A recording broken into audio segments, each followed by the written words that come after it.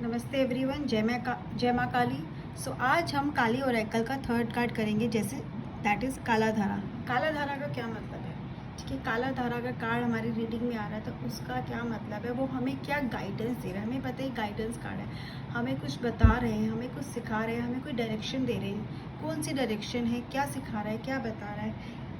तो काला धारा जनरली जब हमसे रीडिंग में आता है तो उसका मतलब है कि हम कोई ना कोई ऐसी सिचुएशन को फेस कर रहे हैं जहाँ पे हम बहुत ज़्यादा होपलेस फील कर रहे हैं। ठीक है, हमें लग रहा है कि आगे कुछ होगा ही नहीं, कुछ सही हो ही नहीं रहा, और हमें खुद पर भी भरोसा नहीं रहता है ऐसी सिचुएशन में कि हम आगे बढ़ पाएंगे, हम आगे कुछ कर पाएंगे।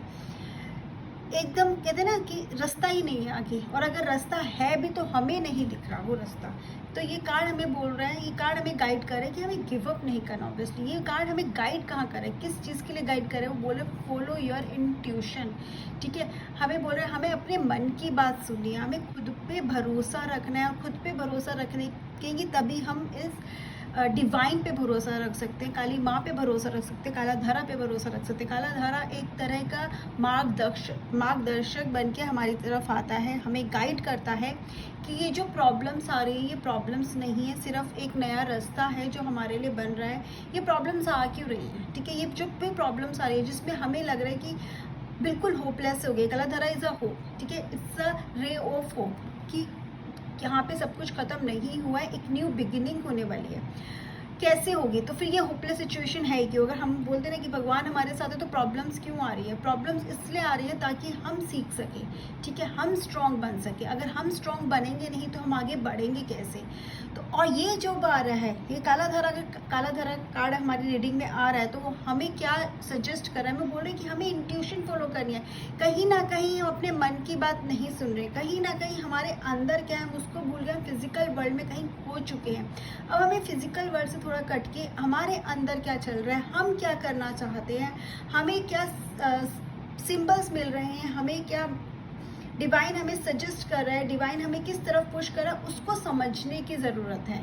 ठीक है, क्योंकि हम वो साइंस पकड़ ही नहीं पा रहे हैं, हम वो वहाँ पे उस रास्ते को शायद समझ ही नहीं पा रहे हैं जहाँ पे एक्चुअली में हमें जाना है, जहाँ पे हमें पुश किया जा रहा है। उसको समझने के लिए हमें खुद से कनेक्ट होने की ज़रूरत है, हमें बाहर की दो आंखों से देखने की ज़रूरत नहीं है। आंखें बंद करके हमारी अंदर की, जिसे हम तीसरी आंख भी बोलते हैं, हमें उससे देखने की ज़रूरत है।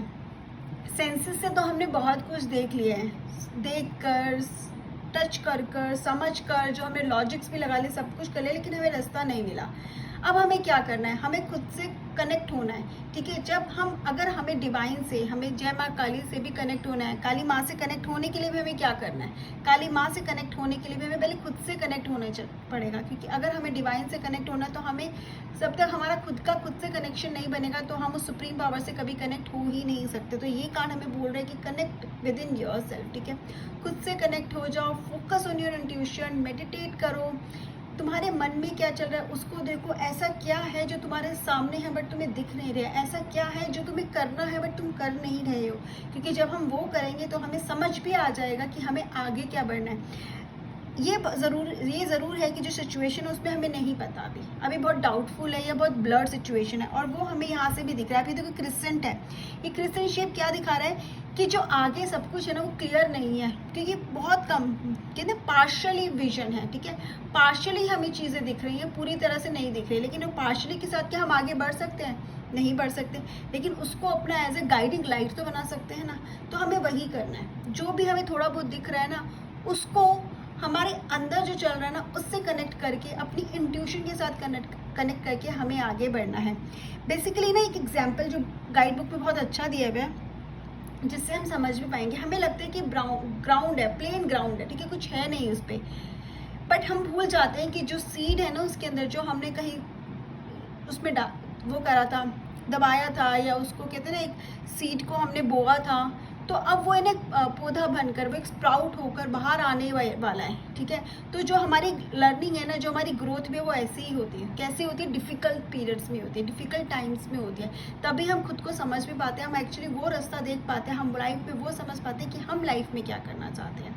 तो ये कार्ड हमें बार बार एक ही चीज़ सजेस्ट करता है कि फॉलो योर इंट्यूशन, ठीक है। शायद चीज़ें अभी क्लियर नहीं है, वो चीज़ें क्लियर भी इसलिए नहीं है क्योंकि हमने बहुत ज़्यादा प्रैक्टिकल होकर चीज़ों को लेना शुरू कर दिया है। हम भूल गए हैं कि हमारी इनर सेंस, हमारी जो इनर वर्ल्ड में जो हमारी इंट्यूशन है, हमारे अंदर की जो हमें बोलते हैं ना, अंदर की आवाज़ हमें कहाँ गाइड करे। जब हम उस गाइडिंग लाइट को फॉलो करना शुरू कर देंगे तो हमें रास्ता भी बहुत क्लियर नज़र आ जाएगा।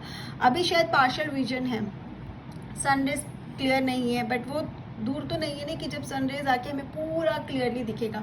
उसके लिए बस करना है कि हमें अपनी इंट्यूशन को फॉलो करना है, हमें डिवाइन पे भरोसा रखना है, हमें काली माँ पे भरोसा रखना है। और हमें समझ में आ जाएगा कि जहाँ हम हैं उसका भी कोई ना कोई रीज़न ज़रूर था। हमें प्रॉब्लम्स आई क्यों? क्योंकि अगर प्रॉब्लम्स नहीं आएगी तो वो जो नया रास्ता है, वो जो नए हमारे लाइफ पाथ है, हम चाहे तो उस पर कभी चल ही ना पाए थे। जैसे चल रहे थे वैसे ही चलते रहते, जो हमें एक्चुअली में करना था हम कभी नहीं कर पाते। सो होपलेस नहीं होना, होपलेस में भी होप है।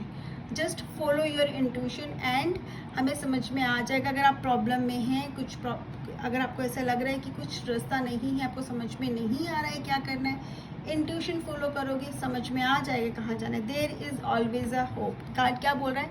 There is always a hope. जहाँ पे कुछ भी नहीं है ना, वहाँ पे भी सब कुछ कलाधारा क्रिएट कर सकती है। कहते ना कि डेजर्ट्स में भी ना ग्रीनरी आ सकती है, ठीक है। बंजर ज़मीन पे भी हरियाली ला सकती है। कलाधारा के पास वो पावर है, माँ के पास वो शक्ति है, ठीक है।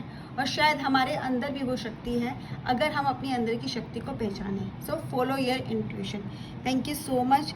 ये था जो मुझे कार्ड में समझ में आया। आप लोगों को क्या समझ में आता है प्लीज़ कमेंट सेक्शन में ज़रूर बताइएगा। जय माँ काली।